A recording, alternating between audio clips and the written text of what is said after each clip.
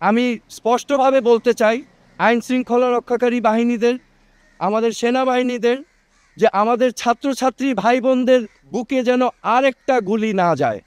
আপনারা বিরত থাকুন, এটা ঠিক না। This is not right. বাংলাদেশের মুক্তিযুদ্ধ নেতৃত্ব দানকারী বাংলাদেশের প্রথম প্রধানমন্ত্রী তাজউদ্দিন আহমেদ এবং সৈয়দ জোহরা তাজউদ্দিনের সন্তান, এবং আমি নিজেই একজন রাজনীতিবিদ হিসাবে আমি 2 টার্ম বাংলাদেশ সংসদের সদস্য ছিলাম, স্বরাষ্ট্র প্রতিমন্ত্রীর দায়িত্ব পালন করেছি, এবং এখন আমি একজন সাধারণ নাগরিক।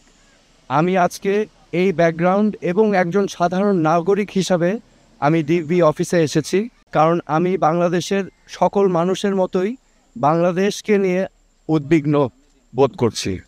আজকে এই পরিস্থিতি নিয়ে উদ্বিগ্ন বোধ করছি, কারণ আমি জানি, বাংলাদেশের সকল মানুষ জানে যে আমরা মহান মুক্তিযুদ্ধ করেছিলাম একটি সোনার বাংলাদেশের জন্য।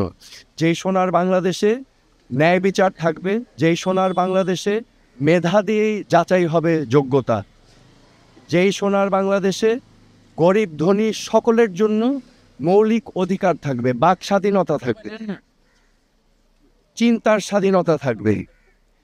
আজকে আমি মনে করছি যে আমাদের সকলেরই এই অধিকারগুলো ক্ষুণ্ণ হচ্ছে মারাত্মকভাবে।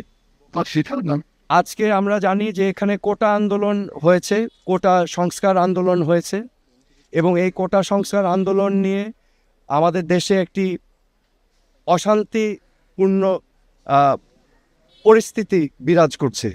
এখানে শত শত মানুষ নিহত হয়েছে, নিরীহ 5 বছরের বাচ্চা থেকে শুরু করে 8, 10, 15, 16 ছাত্র, অনেক মানুষের প্রাণহানি হয়েছে, এবং এটা আমাদের সবাইকে ক্ষত করেছে, আমাদের বিবেককে নাড়া দিয়েছে। এই বিবেকের নাড়ার কারণেই আজকে আমি ব্যক্তিগতভাবে ডিবি অফিসে এসেছি। কেন এসেছি? আমি ডিবি প্রধানের কাছে 3টা প্রশ্ন নিয়ে এসেছিলাম। আমার প্রথম প্রশ্ন ছিল যে এই 6 জন সমন্বয়কারীকে গ্রেফতার করা হয়েছে নাকি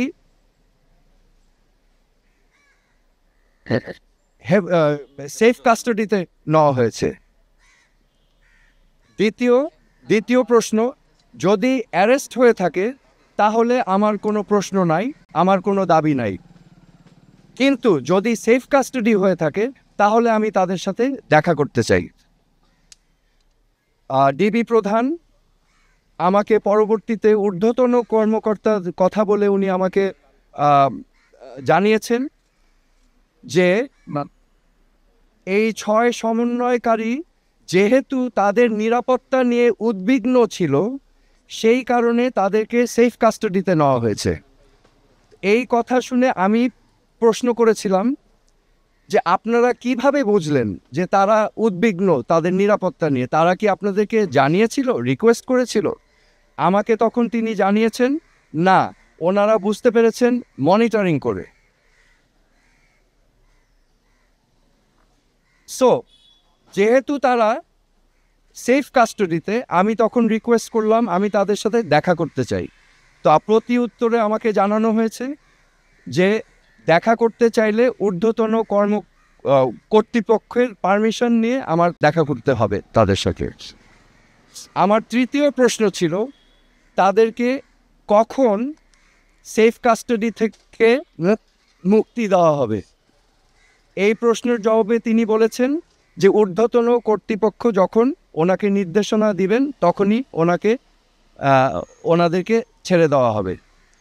সো আমার প্রশ্ন এখন, সেফ কাস্টাডি আমার জানা মতে একজন নাগরিক যদি রিকোয়েস্ট করে তাহলে সেফ কাস্টাডিতে নেওয়া যেতে পারে, কিন্তু রিকোয়েস্টের বাইরে যদি কাউকে সেফ কাস্টাডিতে নেওয়া হয়, এটা কি আসলে সেফ কাস্টাডি না এটা অ্যারেস্ট? তো এটা হচ্ছে আমার প্রশ্ন। এখানে আমি আপনাদের সম্মুখে স্পষ্টভাবে বলতে চাই, এই ছাত্র আন্দোলন, কোটা সংস্কার আন্দোলন নিয়ে যে সকল ক্ষয়ক্ষতি হয়েছে, ক্ষয়ক্ষতি কিছুই না। ক্ষয়ক্ষতি কেন কিছু না? এই ক্ষয়ক্ষতি যে সম্পদের ধ্বংস হয়েছে সেগুলো তো জনগণের সম্পদ, ট্যাক্স দিয়েই করা হয়েছে। এগুলো জনগণের সম্পদ, এগুলো হয়তো ভবিষ্যতে আমরাই আবার গড়ে নিব, কিন্তু একটি প্রাণ যেটা আমরা হারিয়েছি, একটি প্রাণও কি আমরা ফেরত পাবো? এই প্রাণ কি ফিরে আসবে?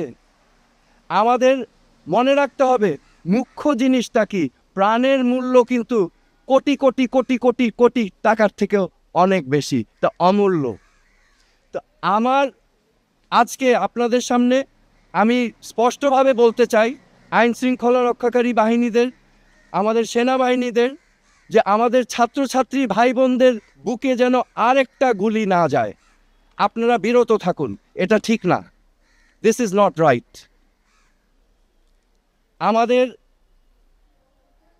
আমি আজকে চলে এসেছি যে আমার জিমের কাপড় পরা, আমি আমার আবেগ, আমার বিবেকের তাড়না আমি চলে এসেছি এখানে।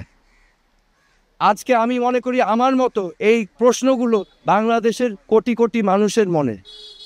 তো আমি আপনাদের হয়ে আমি এখানে এসেছি আজকে, এজন্যই আমার আশা।